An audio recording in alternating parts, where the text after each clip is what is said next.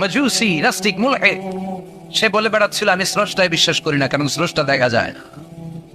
ইরাকের লোকেরা বললো আমাদের একজন ইমাম আছে, নাম নু'মান ইবনে সাবিত। কি নাম?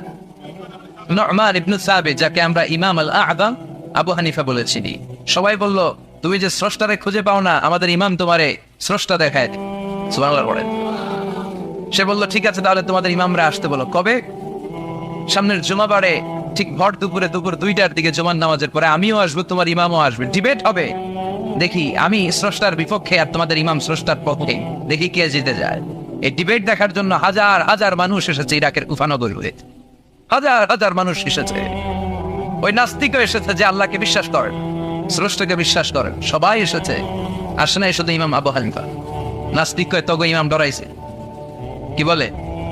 তোদের ইমাম ভয় পেয়েছে। উনি এসেছেন 1.5-2 ঘন্টা দেরি করে। 1.5 ঘন্টা দেরি করে যখন উনি আসলেন, নাস্তিক বলে আপনার সাথে কোনো কথা নাই, আপনার তো সময়ের জ্ঞানী নাই, আপনার সাথে কিসের আলাপ? ইমাম আবু হানিফা বললেন আইন্দি ওযর, আমার ওযর আছে। কি ওযর? তিনি বললেন আমি যখন ঘর থেকে বেরোই আমার বাড়ির সামনে বিশাল এক নদী পড়ে যায়, আর এই নদী পেরোতে আমার নৌকা ব্যবহার করতে হয়। আজকে এসে দেখি নৌকাও নাই, মাঝিও নাই, কিচ্ছু না। কিভাবে পার হবো? হঠাৎ দেখলাম নদীর পাশে বিশাল বড় গাছ, গাছটা হঠাৎ এমনি এমনি 2 টুকরা হয়ে গেল। গাছ থেকে বিশাল কাঠের তক্তা বের হয়ে গেল। তক্তাগুলো অটোমেটিক্যালি জোড়া লেগে নৌকা হয়ে গেল। এই নৌকা মাঝি ছাড়া সা করে আমার সামনে চলে এলো। আমি নৌকায় বিসমিল্লাহ বলে বসে পড়লাম। হঠাৎ নৌকা আমারে টান দিয়ে ওপারে নিয়ে, তারপর আমি আপনার এই ময়দানে ছুটে এসেছি। এই যে গাছ কাটা, তক্তা হওয়া, নৌকা হওয়া, মাঝি ছাড়া চলা, এই প্রসেসিং করতে আমার 2 ঘন্টা সময় লেগেছে। I am extremely sorry for that. আর আসিফ জিদ্দার, আমি দুঃখিত। নাস্তিক নেতা বলে তোকে ইমাম গাঞ্জা খাইছে। ঠিক আছে, তোদের ইমাম মজনুন, জুন্না আলাই, মাথার তার সিরাত নিয়ে যা। ইমাম আবু হানিফা বললেন ময়দানে আমারে গালি দিলেন কেন? পাগল বললেন কেন? তার সিরা বলে ডাকলেন কেন? মজনুন শব্দ ব্যবহার করলেন কেন? মার্জিত ভাষা ব্যবহার করতে শিখেন। নাস্তিক বলে কেমন কথা আপনি বলেন? শিক্ষিত মানুষ, দার্শনিক মানুষ, জ্ঞানী মানুষ, ইমাম মানুষ, কোন মানুষ ছাড়া, করাত ছাড়া বিশাল বড় বড় গাছ কাটা যায় নাকি? মিস্ত্রি ছাড়া তক্তা বানানো যায় নাকি? মিস্ত্রি ছাড়া তক্তা জোড়া লাগিয়ে এমনি এমনি নৌকা হয় নাকি? মাছি ছাড়া পানিতে নৌকা চলে নাকি? ইমাম আবু হানিফা বললেন now you on the right track. এই তো লাইনে আসছেন। এই লাইনে আনার জন্য তো এত গল্প, লাইনে আনার জন্যই তো এত স্টোরি আমি মেক করলাম। আপনার কথা থেকেই যদি ধরি, করাত ছাড়া গাছ কাটা যায় না, এমনি এমনি তক্তা হয় না, এমনি এমনি নৌকা হয় না, মাঝি ছাড়া নৌকা এমনি এমনি চলে না, তাহলে আকাশ কেমন করে এমনি এমনি হলো? জমিন কেমন করে এমনি এমনি হলো? দ্বীপ প্রহরের জলজলে সূর্যটা কেমন করে কিরণ দিল এমনি এমনি? আল্লাহু আকবার। কেমন করে নবমণ্ডল ভূমণ্ডল সৃষ্টি হলো? কেমন করে দিন শেষে রাত্রি আসে, রাত্রি শেষে দিন আসে?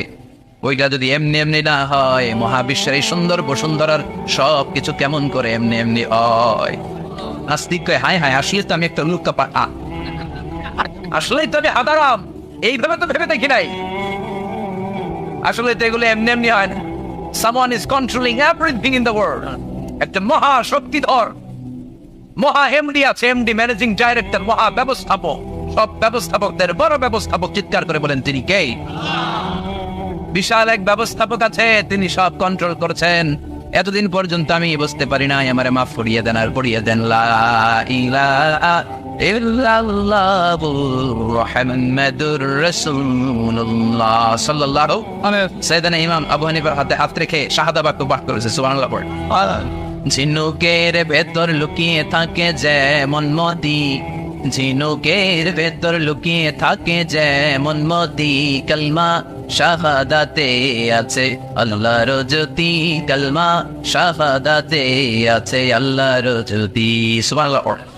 এই জ্যোতি যার হৃদয়ে একবার টাচ করে তার জন্য জান্নাতকে খুলে দেয় কে? এজন্য এই সূরা পড়লে নাস্তিকরা নাস্তিক থাকবে না। নাস্তিকদের জন্য এখানে আল্লাহ মেডিসিন দিয়েছেন, কিছু ডোজ দিয়েছেন। আলহামদুলিল্লাহ পড়ে। এই সূরা থেকে আমরা কিছু সময় কথা শুনতে রাজি আছেন তো? সূরার নাম চিল্লায় বলেন কি না? মুলক। মুলক মানে কি?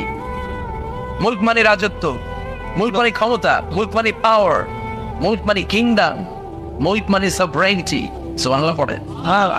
রব্বুল আলামিন বলেন তাবারাকাল্লাযী বিয়াদিহিল মুলকু ওয়া হুয়া আলা কুল্লি শাইইন কাদির। সুবহান সেই সত্তা যার হাতে ক্ষমতা আর তিনি সব বিষয়ে ক্ষমতাশীল। সুবহান তাবারাকাল্লাযী বিয়াদিহিল মুলক।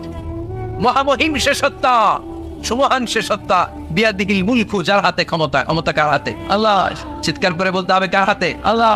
নাকি আমাদের হাতে, না সরকারের হাতে, পুলিশের হাতে, র্যাবের হাতে, মাশরাফির হাতে, হিরো আলমের হাতে?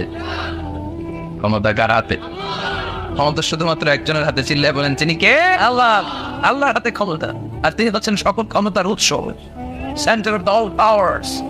সব ক্ষমতার উৎস কে? নাকি জনগণ? আমরা কিন্তু এটাই শিখি, দেশে আমাদেরকে রাষ্ট্রীয় ভাবে শিখানো হয় এটা রাষ্ট্রীয় পুকুরি। সকল ক্ষমতার উৎস জনগণ নয়, সকল ক্ষমতার উৎস কে? উনি ক্ষমতার উৎস, তিনি ক্ষমতাশীল, মহা ক্ষমতাধর। কারণ ক্ষমতার সাথে কারো তুলনা হয় না। আমাদের কি ক্ষমতা আছে? কথা বলে। বল্লা পোকা কেমন খাইছেন? হ্যাঁ, মৌমাছি কামড়াইছে, মৌমাছি কামড়াইলে চিল্লাচিল্লি শুরু করে। তো কি ক্ষমতা আছে আপনার? বল্লা কামড় মেয়েরা দেয়, ধরে ধরে তো মারবো, এটাও পারি। কুত্তায় কামড়াইলে আমরা কুত্তারে কামড়াইতেও পারি না। কথা বলেন। আমরা নাকি ক্ষমতার বাড়ি। পিছন থেকে কেউ যদি বলে হুজুর শাহ,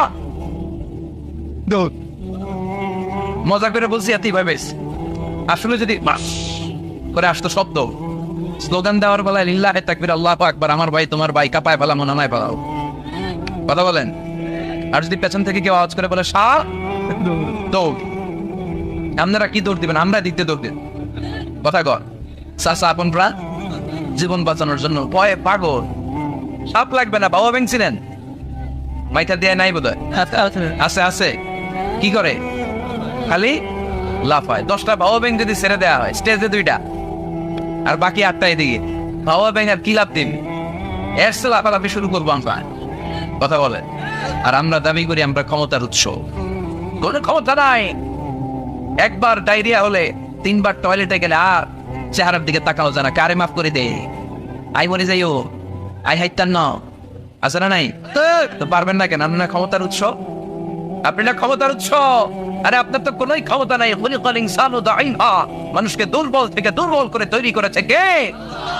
এজন্য রব্বুল আলামিন বলেন তাবারাকাল্লাযী বিয়াদিহিল মুলকু ওয়া হুয়া আলা কুল্লি শাইইন কাদির। সুবহান সেই সত্তা যার হাতে ক্ষমতা। চিল্লায় বলেন ক্ষমতা কার হাতে? আল্লাহ। আমাদের হাতে কোনো ক্ষমতা নাই। আমরা হলাম দুর্বল। আমরা কি দুর্বল? দুর্বলের ঘরে দুর্বল। আমরা যখন জন্মেছিলাম দুর্বল। আমার ছোট্ট একটা মেয়ে আছে, আমি অবাক হয়ে থাকি যে আমিও তাইলে ছোটবেলায় এরকম ছিলাম। না খাওয়ালে খেতে পারে না, পেশাব পায়খানা করে, ঘর নষ্ট করে, বমি করে, দাঁড়াতে পারে না, শুইতে পারে না, লালা পড়তে থাকে, ক্লিন করতে হয়, সব সময় তাকে সার্ভ করতে হয়। কি দুর্বল ছিলাম আমরা। ওই দুর্বলতা থেকে যৌবনের সাময়িক একটা সময় পাই রক্ত গরম। এরকম রক্ত গরম তোমার আগে ছিল না।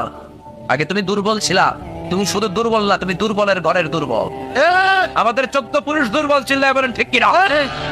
কি ক্ষমতা আমাদের? দুর্বল হয়ে দুনিয়ায় জন্মালাম, সাময়িক কিছু সময়ের জন্য যৌবনের শক্তি পেলাম, আবার ওইটার পরে আবার দুর্বল হয়ে গেল। রং ধরা যৌবন জং ধরে শেষ, আবার লাঠি নিয়ে হাঁটা লাগে, কোমরে ব্যথা, মাজায় ব্যথা, আবার পুজো হয়ে যায়। কি ক্ষমতা আছে আমার? কি ক্ষমতা আছে? একটু ভূমিকম্প হলে কাঁপাকাঁপি শুরু হয়ে যা, ঠিক কিনা? ভূমিকম্প হলে বাঁচার জন্য সব দেয় দৌড়। টেলিভিশনের কিছু লাইভ প্রোগ্রাম দেখলাম, উপস্থাপক দৌড়, অতিথিও দৌড়। দেখেন নাই? লাইভ ব্রডকাস্টিং হচ্ছিল, সরাসরি সম্প্রচার। যখন দেখা যাচ্ছে চেয়ার কাঁপতেছে, উপস্থাপক দৌড়, আর মেহমানরা বসে আছে মাইক নিয়ে। কিছুক্ষণ পরে আরো কাঁপাকাঁপি বেড়ে গেল, মেহমানও দৌড়। কথা কর। 20 তলা 30 তলা দামি দামি বিল্ডিং গুলোর ফ্ল্যাটের ভেতরে যারা থাকে, তুফান শুরু হলে দেয় দৌড়। কথা কর। ভাড়াটিয়ারা দৌড়ায়, বাড়িওয়ালারা দৌড়ায় না। শোয়া নিজের বাড়িতে যত দৌড় দেয় না, নাকি ভূমিকম্প হইলে ভাড়াটিয়াও দৌড়, বাড়িওয়ালাও দৌড়, সবাই। পুলিশের প্রধানও দৌড় দেয়, বাস্তবে তো র্যাবের প্রধানও দৌড় দেয়, প্রেসিডেন্টও দৌড় দেয়, শুধু প্রধানমন্ত্রী দৌড় দেয় না। দেয়, আমি কই নাই, কিন্তু আপনারা কইছেন। দোষ আপনাদের, আমার কোনো দোষ নাই। আমি প্রধানমন্ত্রীর কিছু বলি নাই। চাচা আপন প্রাণ বাঁচা। রাতে ভূমিকম্প হলে দৌড় দিতে হয়, চিল্লায় বলেন ঠিক কিনা? 2004 সালে বরিশালে প্রথমে গেলাম বাসে, ফিরে আসতেছি লঞ্চে, নদীর মাঝখানে তুফান, জাহাজ ডুবে যাবে। ওই দিন চিনলাম আল্লাহ কারে কয়। আল্লাহ কিসকো কাতে হে। ওই দিন লঞ্চের শুধু মুসলমানেরাই আল্লাহরে ডাকে নাই, হিন্দুরাও জিকির করছে কার? ওই দিন সবার মুখে একটা জিকির ছিল, লা ইলাহা লা ইলাহা ইল্লাল্লাহু মুহাম্মাদুর রাসূলুল্লাহ। লঞ্চের সবাই সেদিন চিৎকার দিয়ে বলছে বাঁচাও। আমি বললাম কে বাঁচাবে? কই হুজুর আপনি বাঁচাবেন। তো তাইলে আমারে বাঁচাইবো কে? কই হুজুর আপনারে বাঁচাইবো আল্লাহ। আসলে বিপদে পড়লে বোঝা যায় আমাদের কোনো ক্ষমতা নাই, ক্ষমতার মালিক হচ্ছেন একজন, তিনি কে? এজন্য রব্বুল আলামিন বলেন, কুলিল্লাহুম্মা মালিকাল মুলকি তুতিল মুলকা মান তাশাউ ওয়া তানজিউল মুলকা মিম্মান তাশা ওয়া তুইজ্জু মান তাশাউ ওয়া তুযিল্লু মান তাশাউ বিয়াদিকাল খায়র ইন্নাকা আলা কুল্লি শাইইন কাদির। ও আল্লাহ, আপনি ক্ষমতার মালিক। ক্ষমতার মালিক কে? আপনি যারে চান ক্ষমতার চেয়ারে বসান, আবার যারে চান ক্ষমতা থেকে নামিয়ে দেন। ফেরাউনকে মিশরের মসনদে বসালো কে? আবার সাগরের পানিতে সুবানি খাওয়াইলো কে? নমরুদকে ইরাকের চেয়ারে বসালো কে? আবার মশার কামড় দিয়ে শেষ করে দিল কে? ডোনাল্ড ট্রাম্পকে আমেরিকার ক্ষমতার চেয়ারের মধ্যে বসালো কে? ডোনাল্ড ট্রাম্প যদি বান্দ্রামি করে ওইটারও লাথি মাইরা নামায়া দিতে পারে কে? এজন্য আল্লাহ বললেন, তাবারাকাল্লাযী বিয়াদিহিল মুলকু ওয়া হুয়া আলা কুল্লি শাইইন কাদির। সুমহান সেই সত্তা যার হাতে ক্ষমতা, সব ক্ষমতা কার হাতে? জোরে বলেন না, কার হাতে? এই পৃথিবীতে অনেক দেশের প্রধানমন্ত্রী কিংবা প্রেসিডেন্ট ক্ষমতার চেয়ারে 5 বছরের মেয়াদে বসে, জানেন? জানেন না? না, কোন দেশে 5 বছরের মেয়াদে, কোন দেশে 10 বছরের মেয়াদে। তো আমার আল্লাহ ক্ষমতার চেয়ারে বসছে কয় বছরের মেয়াদে? কথা বলেন। 20 বছর, 50 বছর, 100, 200, এর চেয়ে বেশি? উনার ক্ষমতার নির্দিষ্ট মেয়াদ নাই, উনার আজীবন মেয়াদ। সুবহানাল্লাহ কবেন না? ওয়াল আউয়ালু ওয়াল আখিরু ওয়াল যাহিরু ওয়াল বাতিন ওয়া হুয়া বিকুল্লি শাইইন আলিম। আল্লাহ বললেন, আমি প্রথম, আমি শেষ, আমি প্রকাশ্য, আমি গোপন। অনাদিকাল থেকে আমি আল্লাহ ক্ষমতার চেয়ারে বসা, অনন্তকাল পর্যন্ত থাকবো। ঠিক কি না? 5 বছর 10 বছরের মেয়াদে আল্লাহ ক্ষমতার চেয়ারে বসে নাই। আল্লাহর ক্ষমতার মেয়াদ হচ্ছে আজীবন মেয়াদ। চিল্লায় বলেন ঠিক কি না? বুঝে শুনে উত্তর দিবেন।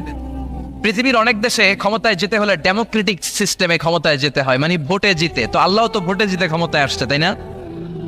ভোট ছাড়া, হ্যাঁ, এমনি এমনি চলে আসছে।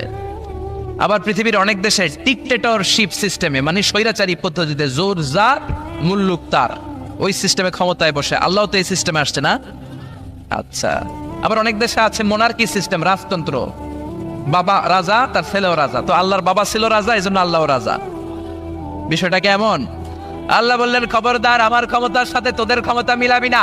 قل هو الله أحد الله الصمد لم يلد ولم يولد ولم يكن له كفوا أحد। لم يلد ولم يولد, আমি কাউরে জন্ম দেই নাই, আবার আমি কারো কাছ থেকে জন্ম নেই নাই, উত্তরাধিকার সূত্রে কারো কাছ থেকে ক্ষমতা পাই নাই। বিশ্বের শুরুতে, মহাবিশ্বের শুরু থেকে যে ক্ষমতার চেয়ারে আমি আল্লাহ বসে আছি, আমি আল্লাহ এই ক্ষমতার চেয়ারে শেষ পর্যন্ত থাকবো। চিল্লায় বলেন ঠিক কি না? আমাদের ক্ষমতার সাথে ওনার ক্ষমতার কোনো মিল নাই। আবার পৃথিবীর অনেক দেশে দেখবেন ক্ষমতায় যেতে হলে কোয়ালিশন করা লাগে। বাংলাদেশে এটা বলে জোট করা লাগে। কি করা লাগে? জোটের রাজনীতি বাংলাদেশে আছে না নাই? কথা বলেন, কথা কয় না, মনে হয় কিছু বুঝেই না। জোটের রাজনীতি আছে না নাই? জোট যার বেশি ক্ষমতা তার বেশি, ঠিক কি না? প্রথমে শুরু হলো 4 দলীয় জোট, তারপর 14 দলীয়, তারপর 18 দলীয়, এরপর 20 দলীয়, এরপর মহাজোট, এবার হবে মহাজোট। তো আল্লাহ তো জোট করে ক্ষমতায় আসছে। আল্লাহর জোট করা লাগছে, কোয়ালিশন করা লাগছে। আল্লাহ বললেন, খবরদার, ওয়ালাম ইয়াকুল্লাহু শারীকুম ফিল মুলকি ওয়া কাব্বিরহু তাকবীরা। আমার ক্ষমতায় কোনো অংশীদার দল নাই, আমার ক্ষমতার মধ্যে কোনো শরীক দল নাই, আমার কোনো জোট নাই, আমার কোনো কোয়ালিশন নাই। আমি একাই ক্ষমতার মালিক, আমার ক্ষমতায় ভাগ বসানোর মতো কেউ নাই। জোরে কোন ঠিক কি না? আবার দেখবেন পৃথিবীর অনেক দেশে আন্দোলনের মাধ্যমে ক্ষমতার চেয়ার থেকে নামানো যায়। যিনি প্রেসিডেন্ট, একটা আন্দোলন করলে ক্ষমতা থেকে নামানো যায়, এরকম আছে না নাই? গণ অভ্যুত্থান করতে পারলে, আন্দোলন করতে পারলে ক্ষমতা থেকে নেমে যায়। আমি যখন মিশরে পড়াশোনা করি, মিশরের প্রেসিডেন্ট ছিল হোসনি মুবারক, মিশরে একটা আন্দোলন হলো, ওই আন্দোলনের ঠেলায় হোসনি মুবারক ক্ষমতা ছেড়ে দিতে বাধ্য হলো। তো আমরাও যদি পৃথিবীর সবাই মিলে আল্লাহর বিরুদ্ধে আন্দোলন করি, আল্লাহ ক্ষমতা ছেড়ে দিতে বাধ্য হবো। বুঝে শুনে উত্তর দিয়েন। পৃথিবীর সবাই মিলে চাইলেও আল্লাহ ক্ষমতা থেকে নামবে না। আচ্ছা, যত জিন আছে মহাবিশ্বে, সব জিনারা যদি বলে আমরাও একাত্মতা ঘোষণা করলাম, আমরাও আল্লাহরে মানি না, মানুষ জিন ভাই ভাই, আল্লাহর আর রক্ষা নাই, তাইলে তো আল্লাহ ক্ষমতা ছেড়ে দিবে, তাই না? ছেড়ে দিবে। আবার ফেরেশতারাও যদি বলে আমরাও মানি না, মানুষ জিন ফেরেশতা, 3 দলীয় জোট। কয় দলীয়? কথা বলেন। মানুষ জিন ফেরেশতা 3 দলীয় জোট করে যদি আল্লাহর ব্যাপারে বিদ্রোহ করি, তাহলে আল্লাহর ক্ষমতা শেষ নাকি? আল্লাহর ক্ষমতা শেষ? আল্লাহ বললেন ওয়া আন্নাকুম গায়রু মুজিজিল্লাহ,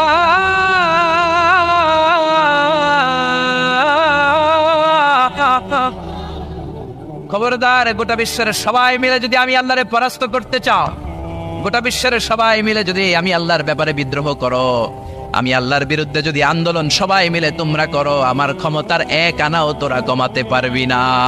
সুবহানাল্লাহ। তার মানে আমাদের ক্ষমতার সাথে আল্লাহর ক্ষমতার কোনো মিল নাই। চিল্লায় বলেন ঠিক কিনা?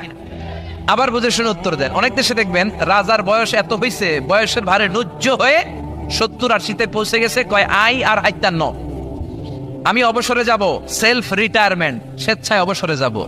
এরকম হয় না? অনেক রাজা, সুলতান, প্রেসিডেন্ট স্বেচ্ছায় অবসরে চলে যায়। তো আল্লাহরও তো অনেক বয়স হয়েছে, এখন আল্লাহর অবসরে যাওয়ার সময় এসেছে। বয়স হয় নাই, এত বছর উনি ক্ষমতা চালায়, এখনো বয়স হয় নাই। উনি ক্লান্ত হয় না? উনার ঘুমে ধরে না? আল্লাহ বললেন খবরদার, লা তাখুযুহু সিনাতুন ওয়ালা নাওম, আমার ঘুম নাই, আমার কোনো নিদ্রা নাই, আমার কোনো তন্দ্রা নাই, আমার কোনো ঝিমুনি নাই।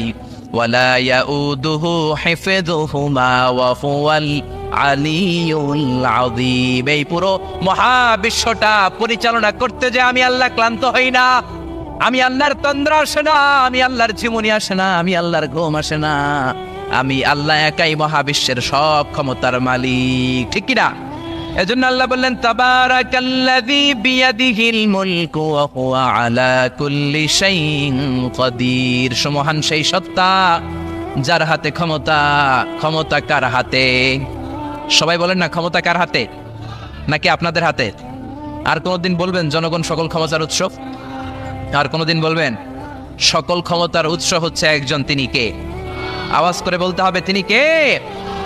আমরা বললাম আল্লাহ, বুঝলাম আপনি ক্ষমতার মালিক, আর কিসের মালিক বলেন? আল্লাহ বললেন আল্লাযী খালাকাল মাউতা ওয়াল হায়াতা লিয়াবলুয়াকুম আইয়ুকুম আহসানু আমালা ওয়া হুয়াল আজিজুল গফুর। আমি শুধু ক্ষমতারই মালিক নই, আমি এমন আল্লাহ যে আল্লাহ জীবন তৈরি করলাম, যে আল্লাহ মরণ তৈরি করলাম। আমি জীবনেরও মালিক, মরণেরও মালিক। আমাদেরকে জীবন দিয়েছে কে? মরণ দিয়েছে কে? আমাদের প্রাণ ভিক্ষা দিতে পারে কে? নাকি আপনাদের রাষ্ট্রপতি? আপনাকে রাষ্ট্রপতি তো নাকি প্রাণ ভিক্ষা দেয়, দেয় না? আরে রাষ্ট্রপতিরও তো প্রাণ ভিক্ষা দিবে আল্লাহ। চিল্লায় বলেন ঠিক কিনা? আল্লাহ বললেন আমি এমন আল্লাহ আল্লাযী খালাকাল মাউতা ওয়াল হায়াতা লিয়াবলুয়াকুম আইয়ুকুম আহসানু আমালা। তোমরা কে কেমন আমল করো এটা দেখার জন্য আমি জীবন বানালাম, মরণ বানালাম, আর জীবন মরণের মাঝখানে তৈরি করলাম রূহ। রূহ তৈরি করলাম। কি তৈরি করলাম? রূহ মানুষ তৈরি করতে পারে না, রূহ তৈরি করতে পারে একজন, তিনি কে? মানুষ কম্পিউটার তৈরি করতে পারে, প্লেন বানাতে পারে, রকেট বানাতে পারে, রোবট বানাতে পারে, সুফিয়া খালারে বানাতে পারে, কিন্তু রূহ বানাতে পারে না। সুফিয়া খালারে চিনেন? আপনারাও চিনেন? আচ্ছা, মেয়েদের মতো লিপস্টিক দেয়া হয়েছে ওর ঠোঁটে, মেয়ের আকৃতি দেয়া হয়েছে, অবয়ব দেয়া হয়েছে। সুফিয়া রোবটটাকে দেখে আমার প্রতিবন্ধী মনে হলো। এমনে তাকা, এমনে করে, এমনে করে, এমনে করে, আর ভেতরে সফটওয়্যারে সব সেট করে দেয়া, যেটা রিমোট কন্ট্রোলে চাপে ওই অনুযায়ী বলে। চিল্লায় বলেন ঠিক কিনা? যারা এই সুফিয়াকে বানিয়েছে, কিয়ামতের দিন আল্লাহ বলবে এই সুফিয়ার ভেতরে রূহ দে। এই সুফিয়ার ভেতরে রূহ দে। যারা এই সুফিয়া নিয়ে পৃষ্ঠপোষকতা করেছে, বিদেশ থেকে দেশে এনেছে, সবাইকেই আল্লাহর সেদিন বিচারের ট্রাইব্যুনালের, সুপ্রিম কোর্টের কারাগারে কাঠগড়ায় আসামি হয়ে দাঁড়াতে হবে। চিল্লায় বলেন ঠিক কিনা? এজন্য আল্লাহ ডেকে বললেন গোলাম, আমি জীবন বানালাম, মরণ বানালাম, জীবন মরণের মাঝখানে বানালাম রুহু। এই রুহু থাকলে তুমি জিন্দা, রুহুটা না থাকলে তুমি হয়ে যাও মুর্দা। এই যে মিজানুর রহমান আজারি কথা বলতেছে, হাসে, হাত নাড়ে, কথা বলে, কারণ রুহু আছে। এই রুহুটা বের হয়ে গেলে লাশ হয়ে পড়ে যেতে হবে। চিল্লায় বলেন ঠিক কিনা? মক্কার কাফিরেরা বলল, আব্দুল্লাহর বেটা মুহাম্মদ, রুহু কাকে বলে আমাদের বলো। রুহু দেখতে কেমন, কেমন করে দেহের মধ্যে রুহু ঢুকে, কেমন করে রুহুটা দেহ থেকে উড়াল দেয়। এই রুহুর ব্যাপারে তথ্য দিতে পারলে কালিমা পড়ে সবাই মুসলমান হয়ে যাব। আপনারা রুহু দেখছেন কেউ? আপনার দাদা যে মারা গেল, বাবা যে মারা গেল, রুহুটা যে উড়াল দিল, দেখছেন? কালার কেমন, সাইজ কতটুকু, ওজন কতটুকু, দেখতে কেমন? আমরা কেউ রুহু দেখেছি? চিল্লায় বলেন দেখেছি। বিশ্বনবীরে বলা হলো, আব্দুল্লাহর বেটা মুহাম্মদ, রুহু কারে বলে? যদি বলতে পারো কালিমা পড়বো। বিশ্বনবী বলতে পারে না, কারণ বিশ্বনবী মন গড়া কোনো কথা বলেন না। আকাশ থেকে গ্রিন সিগন্যাল আসলে তবেই বলেন, ঠিক কিনা? বিশ্বনবী আল্লাহ তাআলার পক্ষ থেকে গ্রিন সিগন্যাল পাওয়ার জন্য উপরে তাকিয়ে রইলেন। আয়াত নাজিল হয়ে গেল, ইয়াসআলুনাকা আনির রূহি কুলির রূহু মিন আমরি রাব্বি ওয়া মা উতীতুম মিনাল ইলমি ইল্লা কালিলা। ও নবী, লোকেরা আপনারা জিজ্ঞেস করে রূহ কাকে বলে? মা হুয়া রূহ, হোয়াট ইজ দ্য স্পিরিট? আপনি বলে দেন রূহ হলো আল্লাহর পক্ষ থেকে স্পেশাল অর্ডার। আল্লাহর অর্ডারে এই রূহটা দেহের মধ্যে ঢুকে, আবার আল্লাহর অর্ডারে রূহ বের হয়ে যায়। আল্লাহু আকবার। এই রূহটা মানুষের দেহে ঢুকে কার অর্ডারে, আবার বের হয়ে যাবে কার অর্ডারে? পৃথিবীর যত বিজ্ঞানীরা আছে সবাই মিলেও কি একটা রূহ বানাতে পারবে? জোরে বলেন না, রূহ বানাতে পারবে? আল্লাহ চ্যালেঞ্জ করে বললেন, ওমা উতীতুম মিনাল ইলমি ইল্লা কালিলা। তোমাদেরকে একেবারে যত সামান্য কিঞ্চিত জ্ঞান দিয়ে আমি তৈরি করেছি, তোমাদের এই লিমিটেড জ্ঞান দিয়ে রূহ বানানো যাবে? ইউনাইটেড স্টেটস অফ আমেরিকা একজন মেডিকেল সায়েন্টিস্ট এই চ্যালেঞ্জ গ্রহণ করলো। সে চ্যালেঞ্জ গ্রহণ করে বলল, আমি রুহু বের করে ছাড়ব। কি বের করবো? রুহু। আমেরিকার ওই মেডিকেল সায়েন্টিস্ট সে চ্যালেঞ্জ করে বলল, আমি রুহু বানাবো। কি বানাবো? উত্তর দিতে হবে কিন্তু, কি বানাবো? রুহু বানাবো। কেমন করে রুহু বের হয় এটা আবিষ্কার করে আমি নোবেল প্রাইজ জিতবো, নোবেল লরেট হব। 7 বছর সে গবেষণা করলো মুমূর্ষু রোগীদের নিয়ে। মুমূর্ষু রোগী নিয়ে বসে থাকে, কখন রুহুটা বের হবে, রুহু ধরার জন্য বসে থাকে। কিন্তু 7 বছরে হাজার হাজার মুমূর্ষু রোগীর দেহ থেকে রুহু উড়াল দিয়েছে, কিন্তু রুহু ধরতে পারে নাই।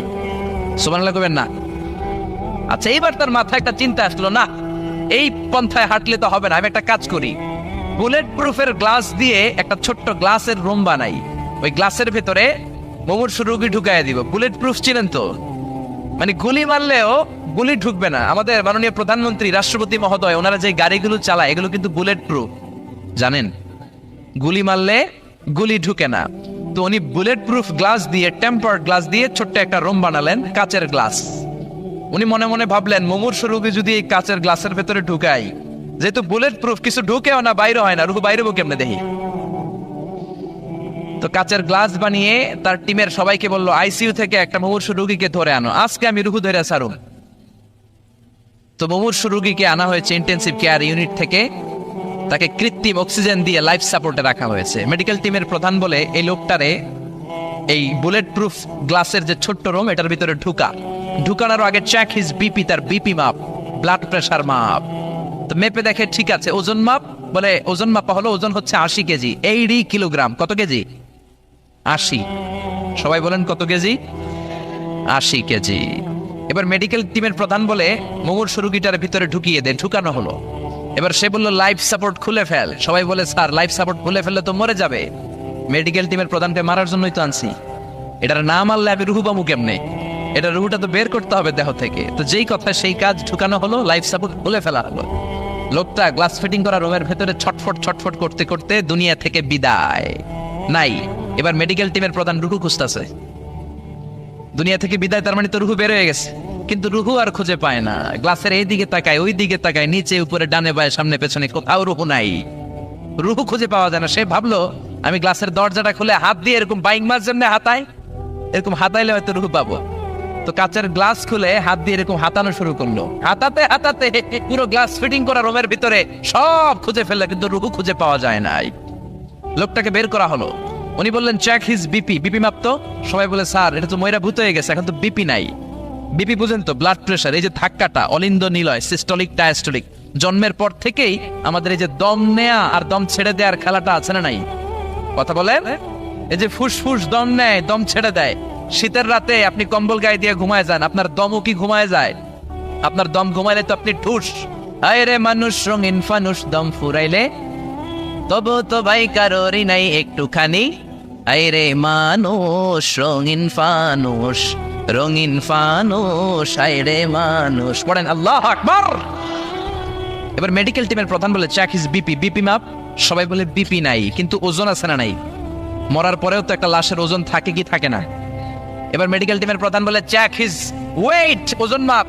এবার ওজন স্কেলে শোয়ানোর উপরে দেখা গেল লোকটা মরার আগে ছিল 80, এখন হয়ে গেছে 78 কেজি। কয় কেজি? মরার আগে লোকটা ছিল কয় কেজি? মরার পরে ওজন দেওয়ার পরে ওজন হয়ে গেছে কয় কেজি? কমছে কয় কেজি?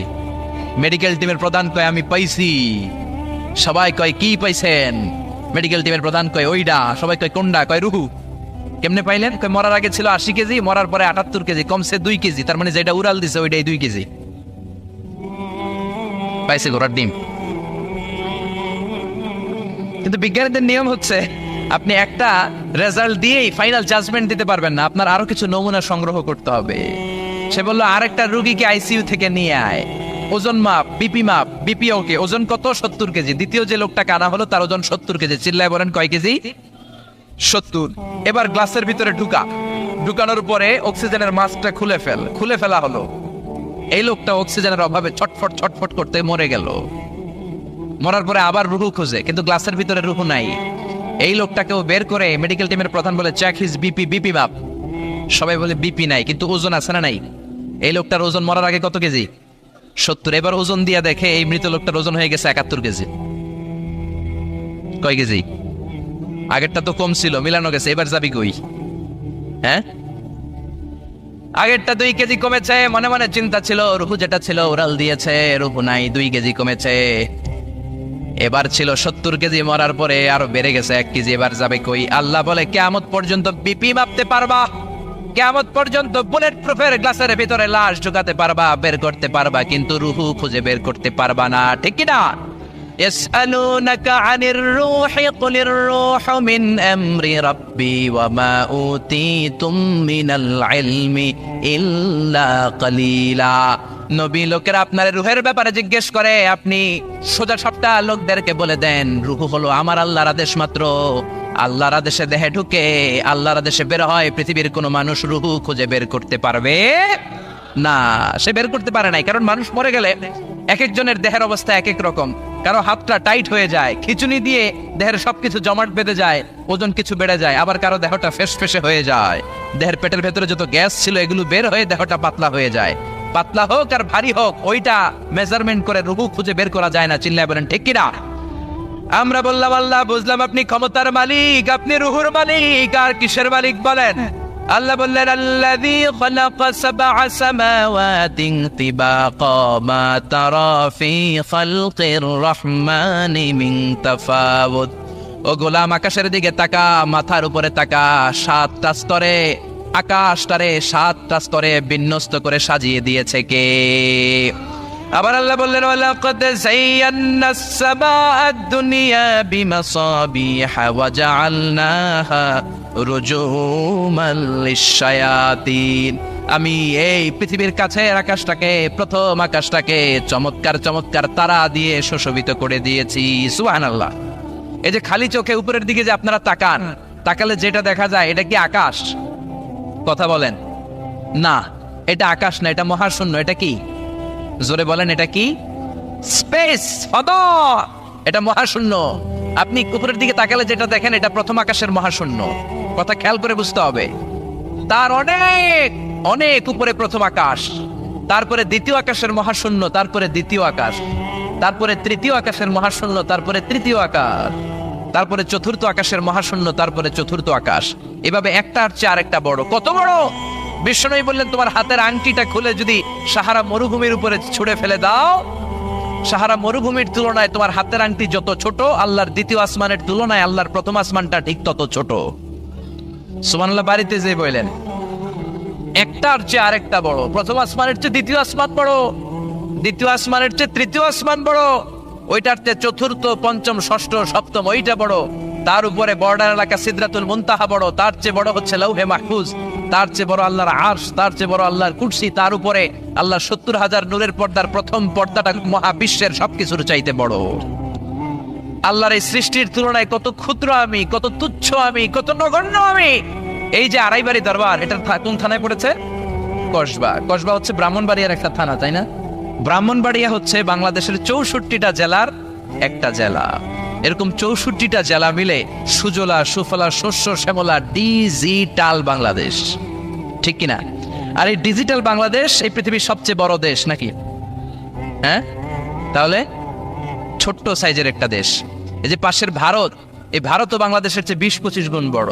কানাডা প্রায় 100 গুণ বড়, রাশিয়া প্রায় 150 গুণ বড়। এরকম 200টা দেশ নিয়ে পৃথিবীর 30 ভাগ স্থল, বাকি 70 ভাগ শুধু হানি আর হানি। বুঝতে পারছেন? 30 ভাগ হচ্ছে স্থল, বাকি 70 ভাগ জল। এই পুরোটা মিলে আমাদের পৃথিবী। এই পৃথিবী হচ্ছে সৌরজগতের খুব ছোট্ট সাইজের একটা গ্রহ। সৌরজগৎ নিয়ে যাদের কিছু পড়াশোনা আছে তারা জানবেন, এই সৌরজগতের একটা ছোট্ট বালিকণার চেয়েও ছোট সাইজের একটা গ্রহ হচ্ছে পৃথিবী। এই সৌরজগতের যে গ্রহগুলো আছে, এমনও গ্রহ আছে যেগুলো পৃথিবীর চাইতে সাইজে অনেক বড়। বৃহস্পতি নামে একটা গ্রহ আছে, বিশাল বড় সাইজের গ্রহ। যেই সূর্যের আলো পেয়ে আমরা বেঁচে আছি, এই সূর্যটা পৃথিবী থেকে 13 লক্ষ গুণ বড়। সুবহানাল্লাহ। বাড়িতে যে দেখছেন, বাড়িতে যে বলতে বললে এদিকে বলে ফেলায়, আসতে বলতে বললে চিল্লায় বলে। ডিজিটাল সিস্টেম, সরকার ডিজিটাল, দেশ ডিজিটাল, বক্তা ডিজিটাল, শ্রোতাও ডিজিটাল। আশা করি মাইকটাও ডিজিটাল না? আলহামদুলিল্লাহ, ডিজিটাল হতে হবে। তো এই সূর্যটা পৃথিবী থেকে 13 লক্ষ গুণ বড়। কত লক্ষ? Can you imagine, can you guess? এটা কি আপনি কল্পনা করতে পারেন? 13 লক্ষ পৃথিবী সূর্যের মধ্যে রাখার জায়গা করে দিয়েছে কে? সূর্য কি পৃথিবী থেকে মাত্র 13 গুণ বড়? 1300 গুণ, 13,000 গুণ, 13 লক্ষ গুণ। তার মানে কি সূর্যই মহাবিশ্বের সবচেয়ে বড় গ্রহ, বড় তারা? না। ব্যাটেল জিউস নামে একটা তারা আছে, যে সূর্য পৃথিবী থেকে 13 লক্ষ গুণ বড়। ওই ব্যাটেল জিউস তারা আবার ওই সূর্যের চেয়ে 33 কোটি গুণ বড়। তার মানে ব্যাটেল জিউস তারাই মহাবিশ্বের সবচেয়ে বড় তারা? না। ব্যাটেল জিউসের চেয়েও যে কত বড় তারা আছে তার কোনো ইয়ত্তা নাই। এরকম lakh lakh, million, billion, trillion, zillion, ফিলিয়ন, অক্ট্রিলিয়ন, কত অক্ট্রিলিয়ন তারা যে আমাদের গ্যালাক্সি মিল্কি ওয়েতে আছে, ইউনাইটেড স্টেটস অফ আমেরিকার নাসার বিজ্ঞানীরা আজও হদিস করতে পারে না। চিল্লায় এখন আল্লাহু আকবার। সূর্যের পরে পৃথিবীর সবচেয়ে কাছের তারার নাম হচ্ছে প্রক্সিমা সেন্ট্রাই, তারপরে আলফা সেন্ট্রাই এ, আলফা সেন্ট্রাই বি, এটা ক্যারিনা, ব্যাটেল জিউস একটার চেয়ে আরেকটা বড়। আসেন, এই শীতের রাতে আমরা সূর্যের পরে পৃথিবীর সবচেয়ে কাছের যেই তারা প্রক্সিমা সেন্ট্রাই, এই শীতকালের একটা পিকনিক করে আসি ওখান থেকে। প্রক্সিমা সেন্ট্রাইতে আমরা পিকনিক করতে যাবেন? ওখানে যদি আমরা শীতকালীন পিকনিক করতে যাই তাহলে আমাদের কত সময় লাগবে? ছোট্ট একটা আইডিয়া দেই তো। আমরা যে পিকনিকে যাব, যারা যারা হাত তোলেন, কিভাবে যাইবেন? গাড়িতে? কেন? প্লেনে? রকেটে? হ্যাঁ, রকেটে যাইতে হবে, প্লেনে যাওয়া যাবে না। কারণ বর্তমান বিশ্বে সবচেয়ে দ্রুতগামী যে প্যাসেঞ্জার প্লেন আবিষ্কার হয়েছে, এটার নাম হচ্ছে বোম সুপারসনিক। কি নাম? Bomb supersonic. Bomb bomb Afridi না, আবার বোম সুপারসনিক। এটা ঘন্টায় চলে 1300 কিলোমিটার বেগে। এটা দিয়েও যাওয়া যাবে না, কারণ কোনো প্যাসেঞ্জার বিমান দিয়ে এই যে মাধ্যাকর্ষণ শক্তি, এটাকে ডিঙানো যায় না। আমাদেরকে যেতে হবে রকেট দিয়ে। কোন রকেট দিয়ে যাব? যে রকেট দিয়ে নীল আর্মস্ট্রং, এডউইন অলড্রিন আর মাইকেল কলিন্স 1969-এ চাঁদে নেমেছিল। ওই রকেটটার নাম হচ্ছে অ্যাপোলো 11। যারা যারা হাত তুলছেন একটু নামটা মুখস্থ রাখেন, অ্যাপোলো 11। তাহলে আপনি ঘুরে আসলে লোকেরা জিজ্ঞেস করতে পারে কোন রকেটে গেছিলেন, তখন বলতে হবে না অ্যাপোলো 11-এ গেছিলাম। তো ঠিক আছে, যারা যারা হাত তুললেন তারা আর আমি এখন পৃথিবী থেকে সবচেয়ে কাছের যে তারাটা প্রক্সিমা সেন্ট্রাই তার নাম, ওইখানে পিকনিকে যাব। তো এই যে রকেটটা দিয়ে যাব অ্যাপোলো 11, এটা কত দ্রুত চলে এটা আগে শোনেন। এই অ্যাপোলো 11 সেকেন্ডে চলে 11 কিলোমিটার বেগে, মিনিটে চলে 660 কিলোমিটার বেগে, আর ঘন্টায় চলে 39,000 কিলোমিটার বেগে। সুবহানাল্লাহ, মজা করে কইতে পারলেন না? 39,000 কিলোমিটার বেগে ঘন্টায় চলে। আচ্ছা, বাংলাদেশ থেকে আমেরিকা কত কিলো হবে? 8-10,000 কিলো। তার মানে এই রকেটটা দিয়ে বাংলাদেশ থেকে আমেরিকায় 1 ঘন্টায় 4 বার আসা যাওয়া করা যাবে। সুবহানাল্লাহ পড়েন। তো যারা যারা হাত তুলেছেন, আসেন আমরা এই রকেট দিয়ে পৃথিবীর সবচাইতে কাছের তারা প্রক্সিমা সেন্ট্রাইতে শীতকালের পিকনিকে যাব। কিন্তু যাবেন যে কত সময় লাগবে এটাও তো জানার দরকার আছে না নাই? যেই রকেটটা অ্যাপোলো 11 ঘন্টায় চলে কত হাজার কিলোমিটার বেগে? 39,000 কিলোমিটার বেগে, 39,000 কিলোমিটার বেগে ছুটে এরকম একটা রকেট দিয়ে যদি পৃথিবীর সবচেয়ে কাছের তারায় আমরা পৌঁছতে চাই, আমাদের 1,15,000 বছর লেগে যাবে।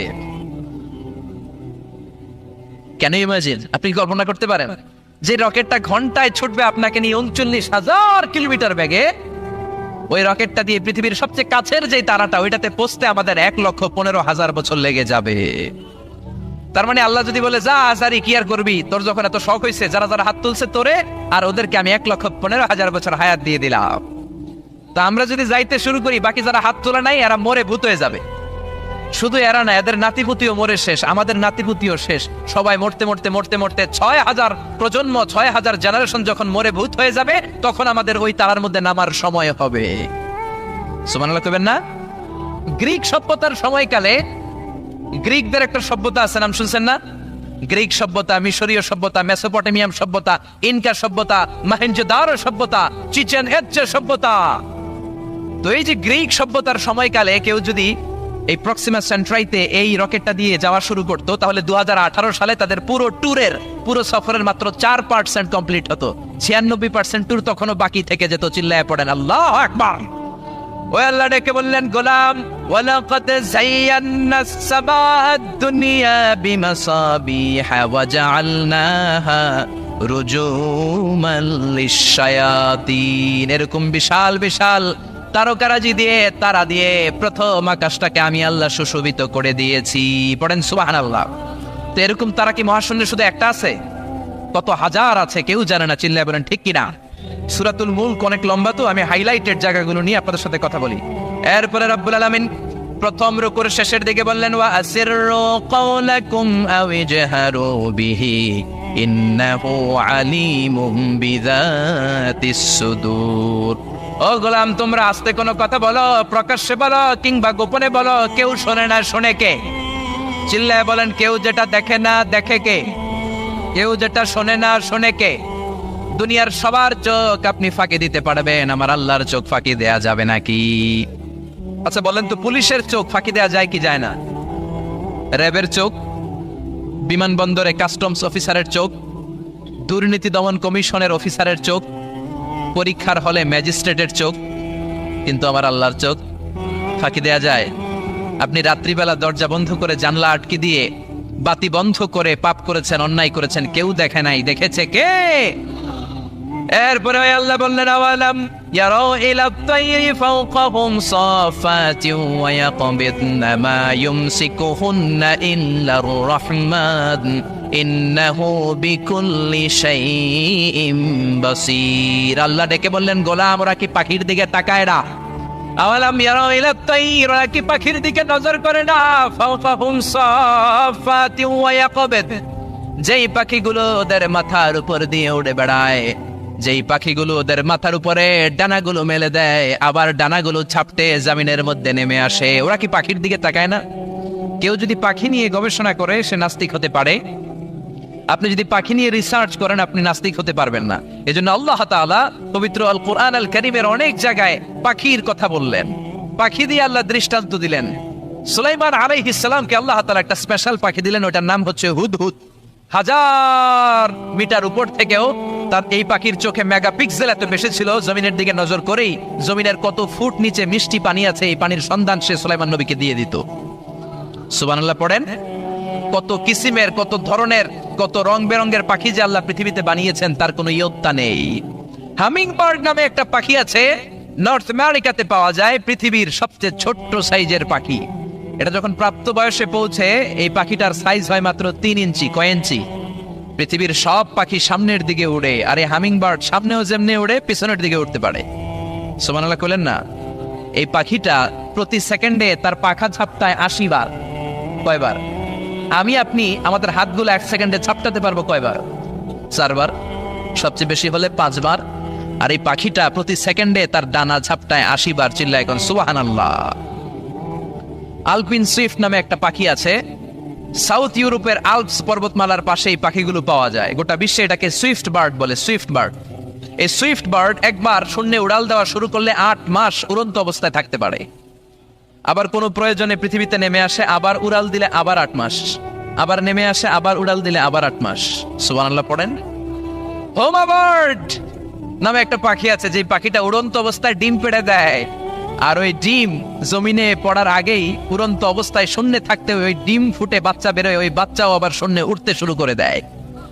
এজন্য রব্বুল আলামিন বলেন, আওয়ালাম ইয়ারাউ ইলা তাইরি ফাওকাহুম সাফাতিন ওয়া ইয়াকবিদ মা ইউমসিকুহুন্না ইল্লার রাহমান ইন্নাহু বিকুল্লি শাইইন বাসীর। নাস্তিকগুলো কি পাখির দিকে নজর করে তাকায় না? কেমন করে তাদের উপর দিয়ে পাখাগুলো মেলে দিয়ে তারা উড়ে বেড়ায়। সাফাতিন ওয়া ইয়াকবিদনা, পাখাগুলো ডানাগুলো মেলে দেয়, আবার ডানা ঝাপটায়। এই পাখিগুলোকে শূন্যে কেউ ধরে রাখে নাই, ধরে রেখেছে একজন, তিনি হলেন আমার আল্লাহ। তিনি কে? এই যে পাখিগুলো শূন্যে উড়ন্ত অবস্থায় থাকতে পারে, ওদেরকে শূন্যে উড়ন্ত অবস্থায় রাখলো কে? জোরে বলেন কে? ছোট্ট হাঁসের বাচ্চা পৃথিবীতে আসার সাথে সাথে কেমন করে পানিতে সাঁতার কাটে?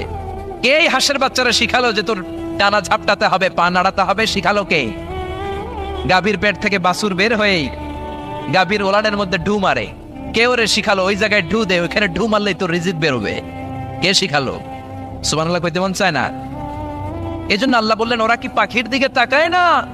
পাখির দিকে তাকালে তো পৃথিবীর কোনো মানুষ নাস্তিক থাকতে পারে না। পাখিকে আরবিতে কি বলে বলেন তো দেখি? হ্যাঁ, কি?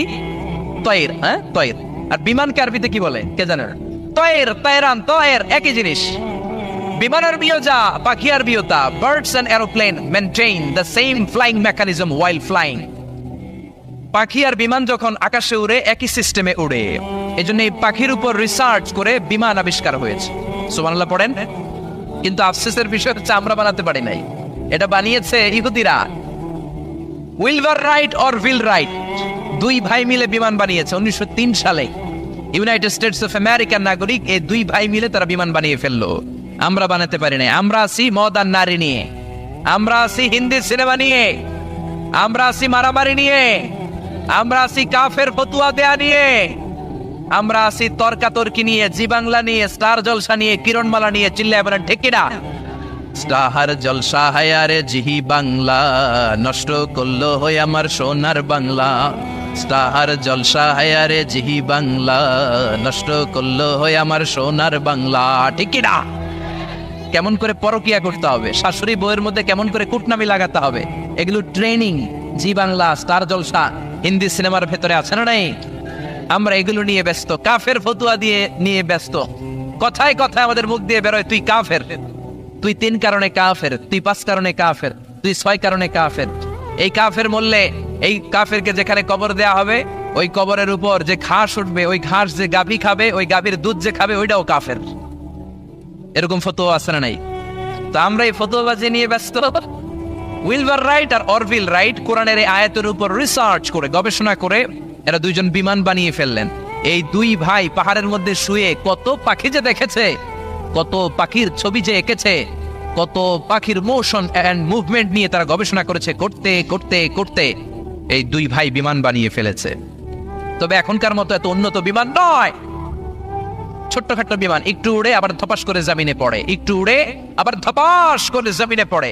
সর্বপ্রথম ফ্রান্সের এক শহর থেকে আরেক শহরে, পৃথিবীর প্রথম প্যাসেঞ্জার বিমান এক শহর থেকে আরেক শহরে ল্যান্ড করেছে। এই তো মানুষের স্বপ্ন বাস্তবায়িত হয়ে গিয়েছে। এতদিন মানুষ শুধু দেখতো, হায় রে পাখি উড়ে, আমরা উঠতে পারি না। এখন পাখির চেয়ে আরো দ্রুত বেগে আমরা উড়ি। ঠিক কিনা? এই যে আপনারা হজে যান, কিভাবে যান? প্লেনে যান। প্লেনে যান তো বুঝলাম, উড়ে উড়ে যান না? পাখি আর কত দ্রুত উড়ে, পাখির চেয়ে দ্রুত বেগে আমরা উঠতে পারি। চিল্লায় বলেন ঠিক কিনা? এই বিমান আবিষ্কার হওয়ার আগ পর্যন্ত পৃথিবীর সব দেশের ছিল শুধু সেনাবাহিনী আর নৌবাহিনী। বিমান আবিষ্কারের পর শুরু হয়ে গেল বিমান বাহিনী। এখন সব স্বাধীন দেশের বিমান বাহিনী আছে না নাই? Air force, military. এখন মানুষ ড্রোন হামলা করে, মিসাইল হামলা করে, ব্যালিস্টিক ক্ষেপণাস্ত্র দিয়ে হামলা করে। United States of America Little Boy and Fat Man নামে 2টা পারমাণবিক বোমা দিয়ে জাপানের হিরোশিমা